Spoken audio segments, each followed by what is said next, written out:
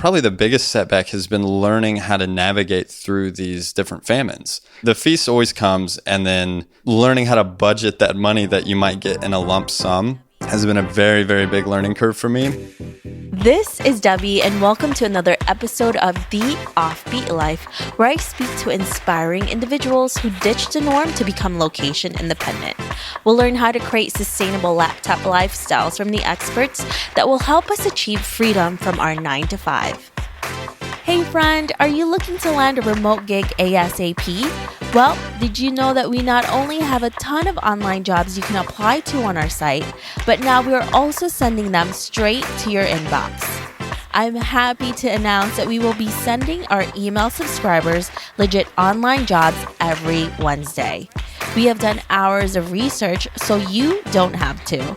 If you want to be the first one to hear about the remote gigs we find, go to theoffbeatlife.com to subscribe. On this episode, I speak with Ben, who is the co-founder of Vagabond Podcast, a podcast production company that helps make podcasters' lives a little easier by helping them edit, mix, and master their show so they can focus on content. So listen on to find out how Ben has been able to live a location-independent lifestyle as a remote audio engineer. Hey everyone, thank you so much for joining us. I'm really excited to speak with our guest today because he's such an important part of my podcast. I'm here with Ben, who is my amazing editor. Hey Ben, how are you? Hey, I'm doing great, Debbie. How are you?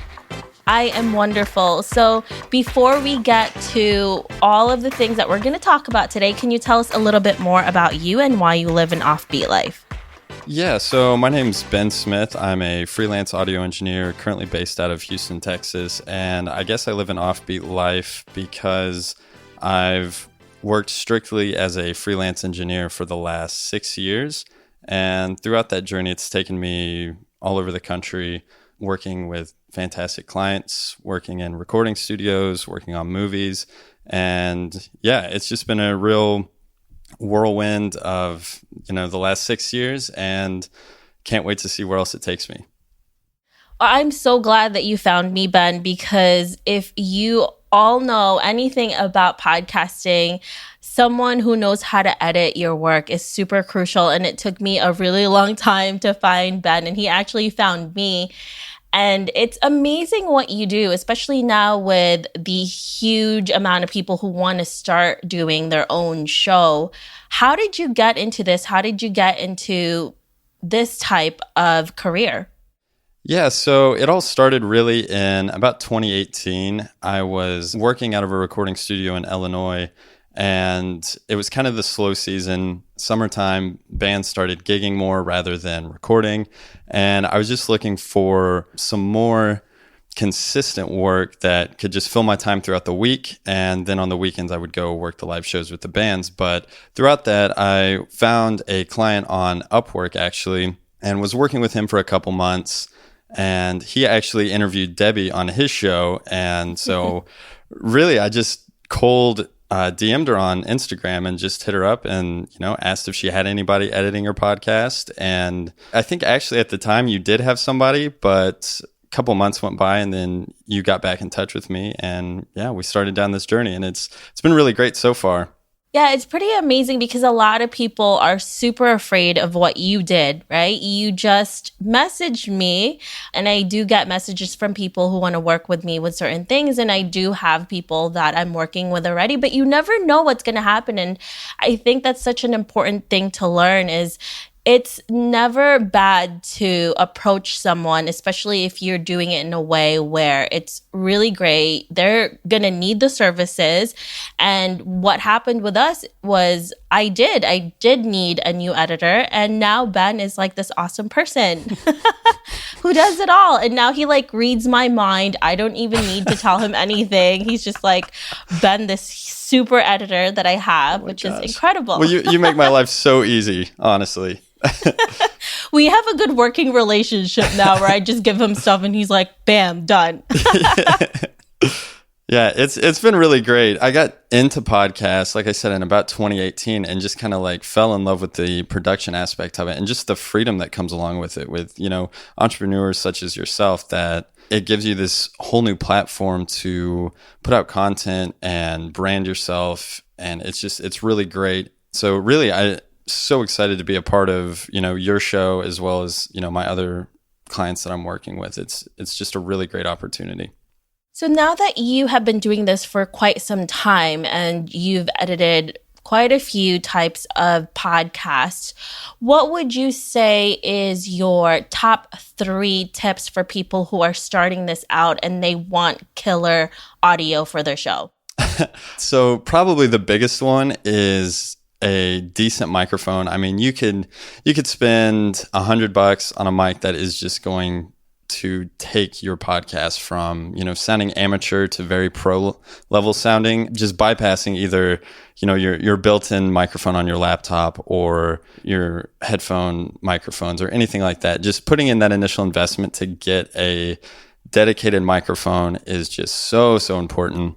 And probably the second one after that is something to record into. I know a lot of people, they will, just for simplicity's sake, they will record through either Zencaster or Zoom or something like that, which is great just for a really quick, simple interview style. But to get that really proper sounding audio, super important to have a dedicated feed for your microphone. And probably the third one, this is going to sound pretty, I don't know, a little ridiculous, but something called a pop filter is really important too. That's going to keep your audio really clean, and it's also going to reduce any plosives that you get from certain consonants.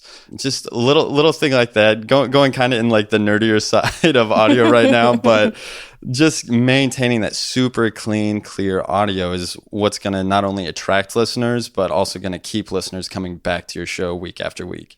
Well, the tips that Ben gave you, he definitely gave me, and it definitely took my podcast audio to the next level. And I've been doing it for so long, and I'm like, oh my gosh, okay, let me see if this helps. And now the audio quality is so much better because I listen to actually what you say. So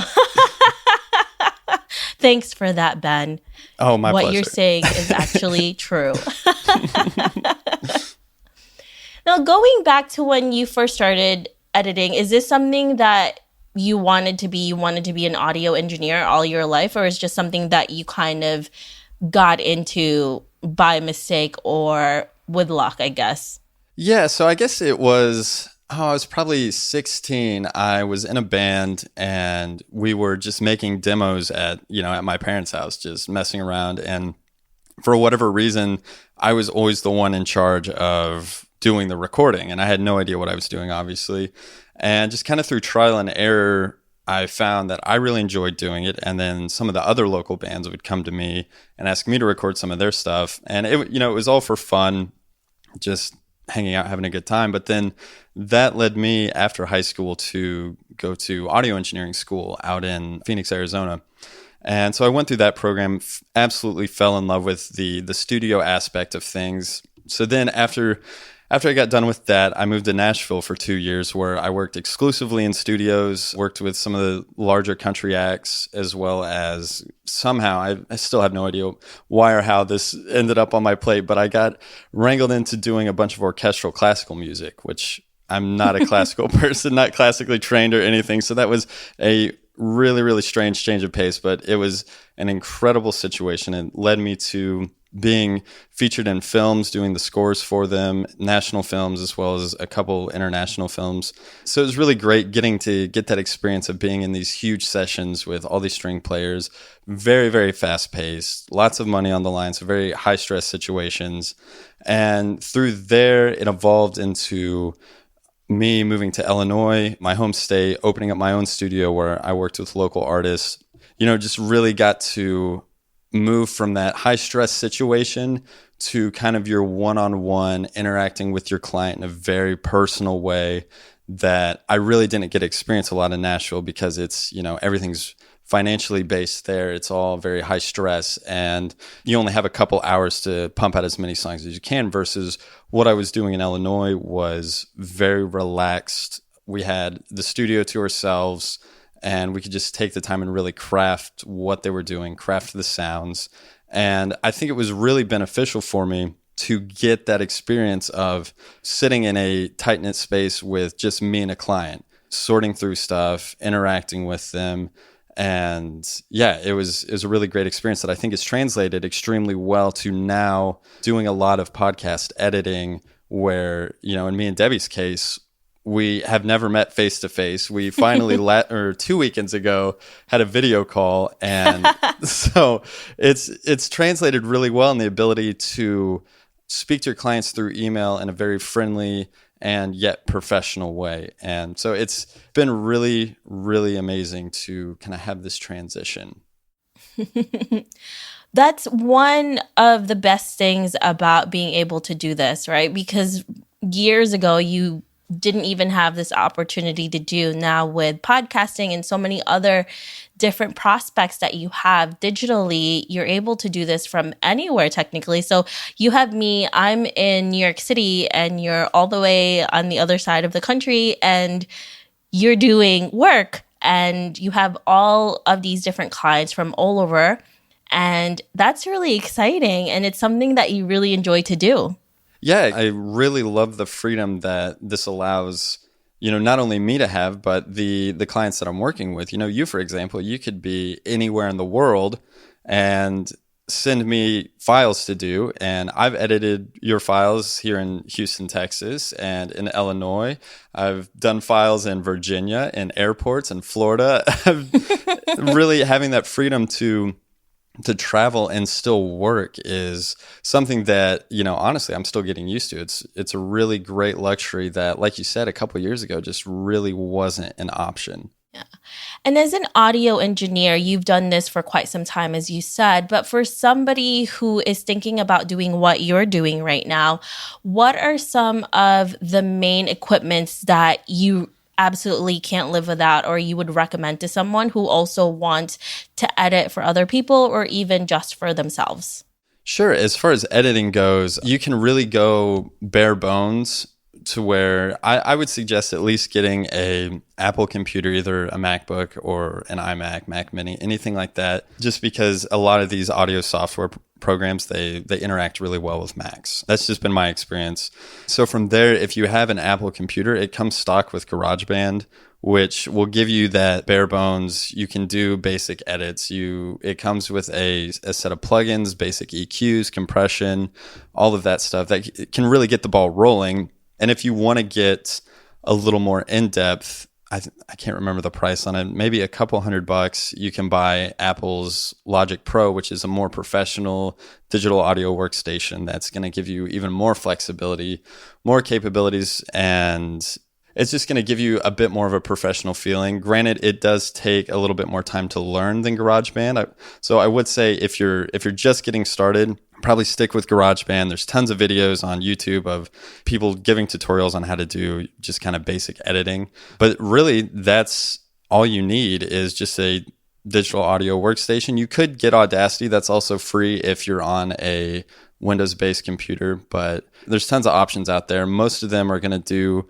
the same things, being basic recording, basic EQ, compression, all of these really simple things that realistically, that's all you need.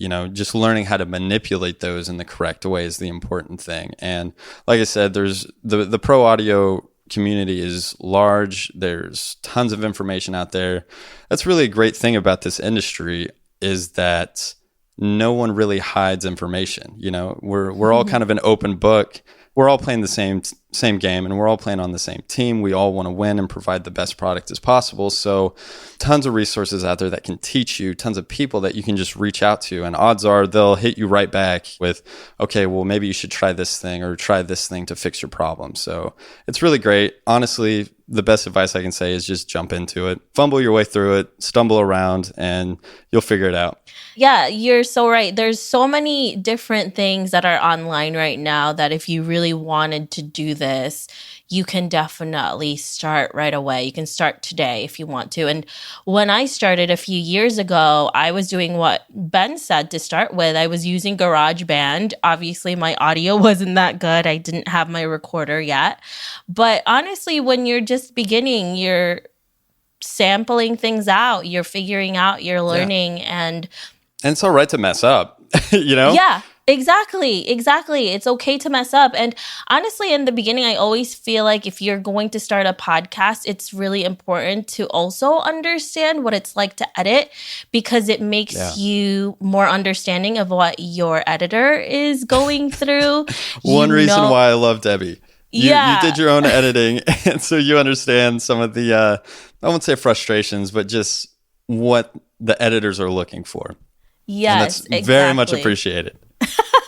Well, okay, so honestly, all right, when I first started, right, I had about 45 minutes of the initial edit. There's nothing edited yet. So it was 45 minutes to like an hour I started with.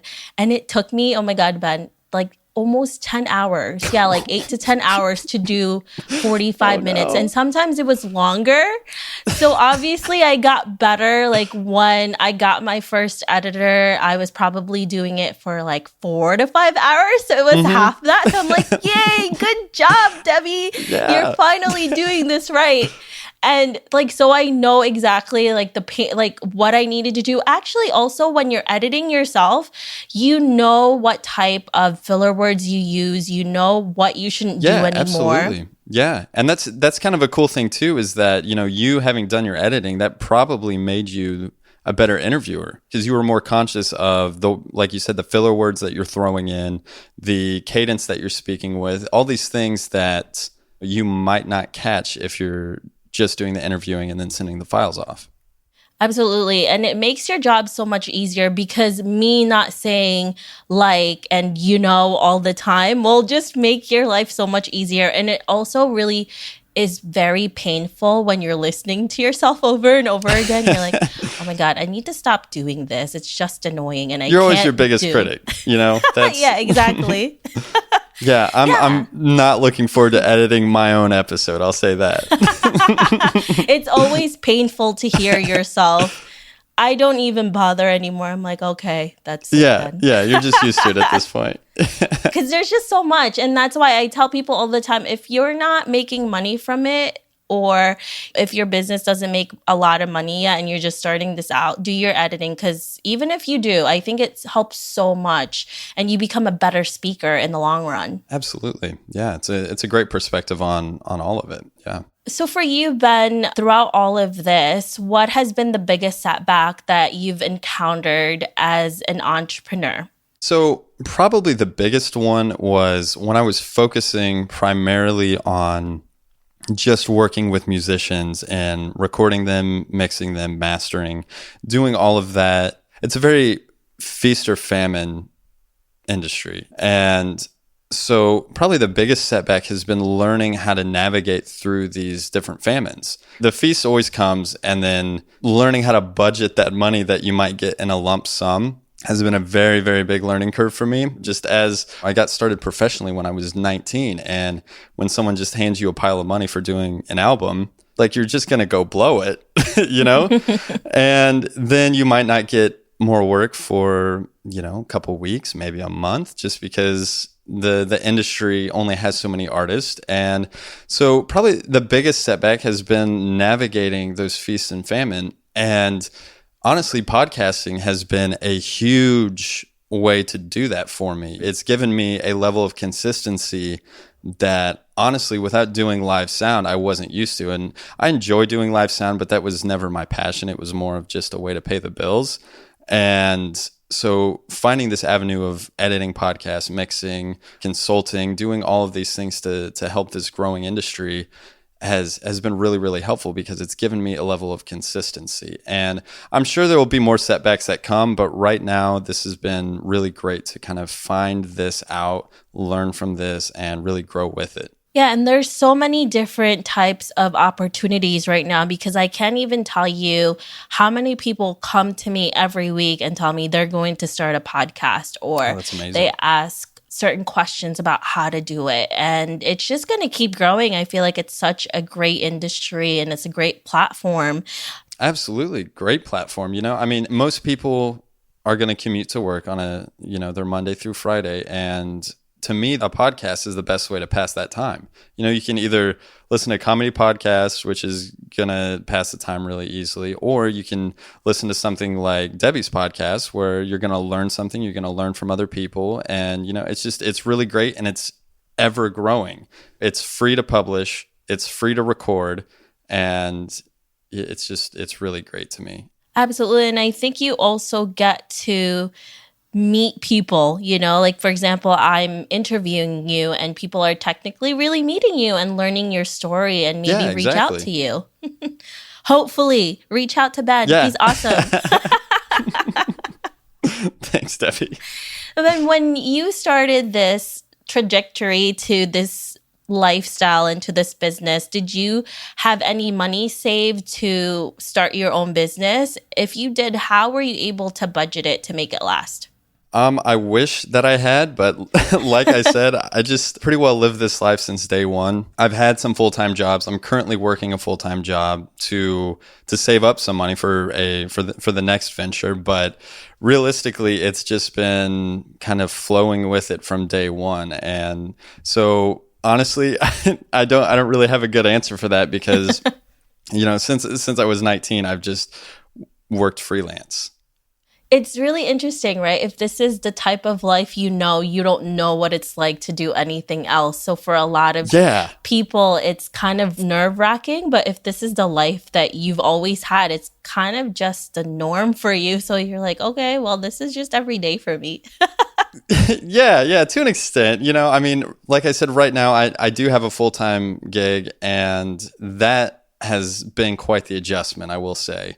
Going from 6 years of just strictly working for myself and being hired out by different clients, that to me made the most sense. But there was a part of me that wanted to try the full-time job. And so I got in with a production company. That's where I'm working now. And it's been an adjustment. Like you said, this has been the only adult life that I know, is having this amount of freedom to go and do as I want. And, as long as I have the finances for it, I can spend my day however I want.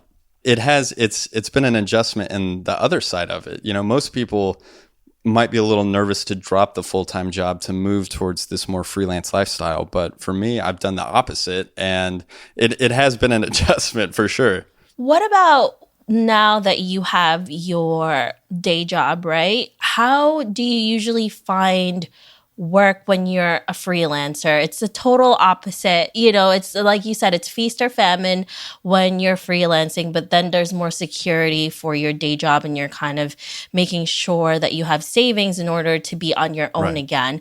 But when you're finally on your own, how do you get the clients? I know how you found me. Is that usually how you do it? Or there's other techniques that you can share with us that's really valuable? Yeah, so I mean, there's always the option of just like sending a cold email, or in Debbie and I's case, I just sent her a cold DM on Instagram. That has worked, I'll say, relatively well. You can definitely land clients that way. I'd say it's probably easiest if you're doing podcasting to cold email people like that. In the world that I originally came from in music, honestly, it was all about the network that you were a part of. And I think that's still incredibly important. But in the music industry, very based on who you know, what artists do you know, what producers do you know, what engineers do you know. And that honestly would lend to itself of, for example, whenever I lived in Nashville, I would, maybe go to the barber and just start talking to my barber, and they would ask what I do. And they'd be like, no way. Do you know this person? I'd be like, yeah, I do actually. And then they'd be like, okay, well, I've got this band that needs somebody to record. Can you record for them? And it really happens in an extremely organic way. And I think that's still totally possible in even like a digital realm, like podcasting, where most of my clients I've never met. It's all through email. But like I was saying earlier, being able to form that relationship through a digital way lends to itself to where I think in my original message to you, Debbie, I said, I work with so-and-so. I just heard you on his podcast. I love what you're doing. And if you need an editor, I'd love to do a trial episode for you. And so something like that kind of builds that network of you reading that I'm already connected with somebody that you're familiar with, and it builds that level of trust. It's really difficult to just cold email somebody and just say, hey, I do podcast editing. I'd like to work for you. That tends to not work out so great, at least for me. It might for other people, but for me, I really haven't had a lot of luck with that. But building a network of people that you know and that the person you're trying to reach out to knows, just having that mutual connection builds a level of trust, it builds a level of credibility, and can really blossom into some really fruitful relationships. And also, because you were doing it in such a personalized way, it was better for it personally for me, because like you said, Sure. It was somebody that I knew already. It was a mutual person. And now with me, I'm trying to get the word out on Ben because he's such an incredible editor. And I think word of mouth is a huge way of getting clients as well, especially if you're such a good worker, if you're a good business person and you know what you're doing, people will automatically want to refer you to others. Yeah, absolutely. And, this goes back, at least in my experience, to the music industry. Everything, like you said, Debbie, is word of mouth. And that's one beautiful thing that happens in the not only music industry, but the audio industry, is that once you build a reputation, you have no choice but to treat people the right way, because if you don't, everyone's going to talk about it. I've witnessed this firsthand with some people that I used to work with. They were, not so great to be around, not so great to spend time in the studio with. And lo and behold, in a few years, nobody wants to work with them because that travels quickly. If you make a client upset or you make an artist upset, they're going to tell people. And then before you know it, you don't have any work.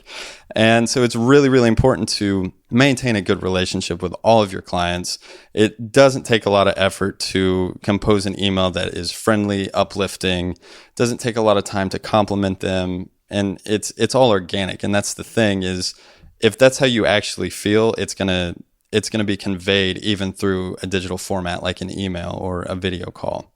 Yeah, and I love that approach because it usually works. And I try to do the same when it comes to clients, or even when you just want to do a collaboration with other artists or other entrepreneurs. It's just a great way to do it, especially when you do it authentically, which is what Ben has been doing. Absolutely. The authenticity is always the key. Yeah. So now, Ben, let's fast forward to 50 years from now, and you're looking back at your life. What legacy would you like to leave, and what do you want to be remembered for? I knew this question was coming. Yes, you edit all of it, so you know this was coming. And I still don't have a good answer for it.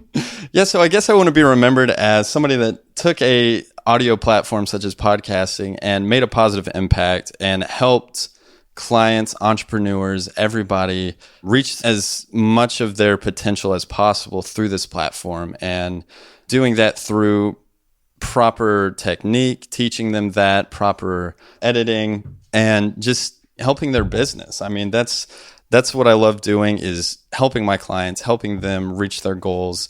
And so I really hope in 50 years that I can be remembered as somebody that's done that, as well as maintaining that just genuine authenticity towards everybody, all of my clients, and just a level of kindness that I hope, is remembered by them. Well, I love that legacy, Ben, and you're definitely doing that for me right now. So it's already coming to fruition, which is awesome. Love to hear that. Are you currently working on anything that is really exciting to you?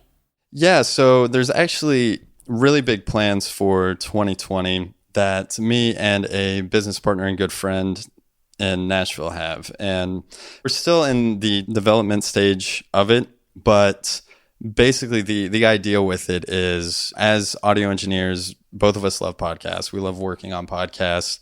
The idea is to start kind of a freelance community of audio engineers, and all of us just collaborate, share ideas, and share work with each other.